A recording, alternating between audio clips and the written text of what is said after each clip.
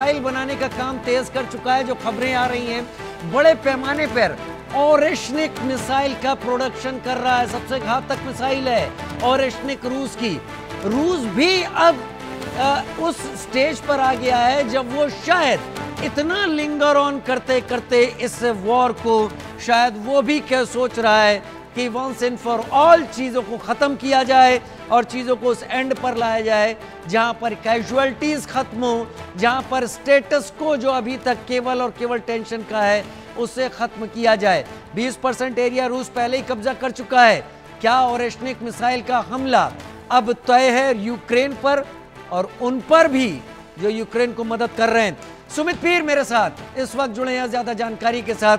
सुमित पीर, एक अजीब हालात है। पिछले कुछ वॉर को अगर मैं यहां पर देखूं, एक चिंगारी ऐसी दिख रही है कि ऐसा लग रहा है कि वो चिंगारी हल्का सा ट्रिगर करेगी, वो वॉर दो के बीच में है, वो एक बड़ी कॉलोनी में फैल जाएगा। मैं वर्ल्ड वॉर की बात नहीं कह रहा, लेकिन वर्ल्ड वॉर जैसा ही। आप ईरान इजराइल को देखें, लग रहा था कि वॉर और थोड़ा आगे बढ़ा तो ये फिर फैलना शुरू हो जाएगा। रूस यूक्रेन में वही चीज दिख रही है। क्या अगर चीन ताइवान भी होता है वो भी वर्ल्ड वॉर की तरफ जाता है? ये हालात कैसे कंट्रोल में आएंगे? या फिर आपको लगता है कि ये साल मंगल का कहते हैं ज्योतिष, यहां पर तो वॉर ही होना है? सबसे पहले तो राजीव भाई, आपको और सभी दर्शकों को नमस्कार। शो पे बुलाने के लिए आभार। देखिए, अभी परिस्थितियां यही, अभी जितनी भी लड़ाइयां हो रही है ये कौन करवा रहा है, इसमें किसका फायदा है, किसको मजबूर किया जा रहा है और किसकी मजबूरी का फायदा उठाया जा रहा है, विकल्प ये है।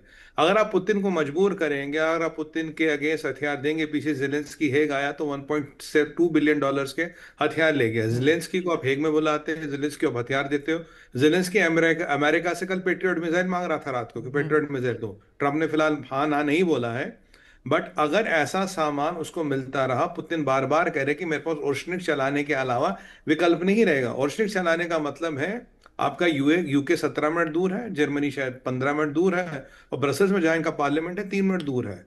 ये मार्क 10 पे चलती है मिसाइल। इसको रोकना किसी मिसाइल सिस्टम के लिए संभव नहीं है। कन्वेंशनल और न्यूक्लियर वेपन दोनों कैरी कर सकती है। न्यूक्लियर को जरा दरकिनार करें, कन्वेंशनल बैटल में भी बड़ी घातक है ये।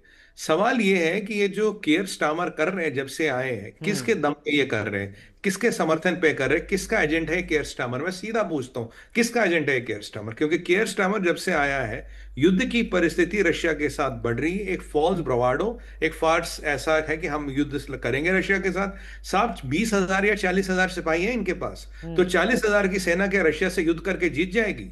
अगर ये अफीम सूंघ के नहीं बैठे हैं तो मुझे सब पता नहीं लगा कौन सा चाइनीज पदार्थ सूंघ के बैठे हैं ये, जिसके बारे में लगता है कि रशिया से युद्ध जीत जाएंगे। पुतिन इनको बार बार बार बार बार बार धमकी दे रहे हैं, इन्हें समझ नहीं आ रहा।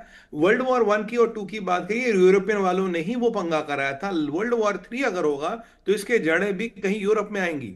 जिलेंस्की जो है, जिलेंस्की तो अब ऐसी परिस्थिति में राजीव भाई, मरता क्या ना करता, अब उसके लिए वन में पात है, उसके लिए वापस आने का विकल्प नहीं है। अगर इस लड़ाई को एलिमिनेट करना है, हथियार शायद ये यूरोप वाले देना पूरी तरह से बंद ना कर ले, पर इस लड़ाई का यूक्रेन में एक सूत्रधार है। आप समझ गए होंगे मैं किसकी तरफ इशारा करता हूं। अगर सूत्रधार नहीं लड़ाएगा तो लड़ाई रुकेगी। अगर रशिया को उस चीज पे कंसंट्रेट करना चाहिए, क्योंकि जब तक ये सूत्रधार है ये लड़ाई रुकने वाली नहीं है। और काफी लोग हैं जो उनका हथियार देंगे। डीप स्टेट चाहता है एक विश्व युद्ध हो। यहाँ कुछ लोग ऐसे भी है, बड़े पूंजीपति है साहब, उनका एक क्लब है जो चाहता है कि एक बड़ा रिसेट हो धरती में। उनका मानना है कि 8 बिलियन लोग का भार ये धरती नहीं ले सकती, कुछ बिलियन लोगों को मरना पड़ेगा तब धरती आगे चलेगी और हमारी सल्तनतें और हमारी अय्याशा चलेगी। कहीं सारे कॉन्फ्लिक्टिंग थॉट्स हैं यहाँ पे। और मैं आपको बताऊं, जेलेंस्की जैसे लोग दुनिया में या दुनिया को विश्व युद्ध के कगार पे कभी भी ला सकते हैं। ये किसके लिए काम करता मुझे पता नहीं लगता। अगर मैं ट्रंप को आपको कोट करूं, कह रहा हफ्ते में 5,000 लोग मर रहे हैं यूक्रेन में, इनके पास सिपाही नहीं है। लास्ट टाइम इन्होंने फीमेल प्रिजनर्स को निकाल के युद्ध पे भेजा था।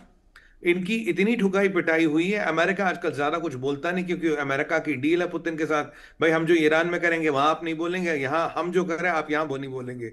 अल्टीमेटली यूके और फ्रांस भी इतनी खैर इनकी सहायता नहीं कर रहा। यूके और जर्मनी को छोड़ के और थोड़ा बहुत इनको स्पेन को छोड़ के कोई बहुत ज्यादा इनकी सहायता नहीं हो रही।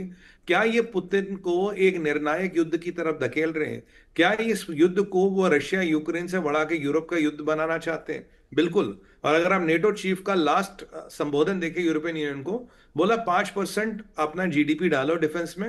आर्म्स इंडस्ट्री को मैं यहां से चेतावनी, मतलब एक संदेश देना चाहता हूं कि आप आर्म्स बनाना शुरू करें, क्योंकि इनकी जरूरत है, इनकी जरूरत पड़ने वाली है। वो कह रहे हैं कि जैसे पुतिन यूक्रेन से निपटेंगे तो आने वाले 5 सालों में आप पे हमला करने वाले हैं। पुतिन यूक्रेन यूरोप पे कब्जा करना चाहते हैं, ये ऐसी धारणाएं बनाई जा रही है। कारण क्या है कि अगर ये बड़े बड़े युद्ध रुक गए, आप देखिए नेटो भी कोई बहुत, अब मेरे हिसाब से आउटडेटेड संस्थान है। आज के डेट में वो बहुत ज्यादा कुछ नहीं कर पाएगी, और जब तक नेटो में तैयब अर्दोगन जैसे लोग हैं, वो कब कब नेटो को आपस में बढ़ा रहे, उनको तो उस चीज की चिंता करनी चाहिए। बिल्कुल आतंकवादी तैयब अर्दोगन जैसा व्यक्ति अगर आपके संगठन का पार्ट है, आपके संगठन से ज्यादा अपेक्षाएं नहीं कर सकते।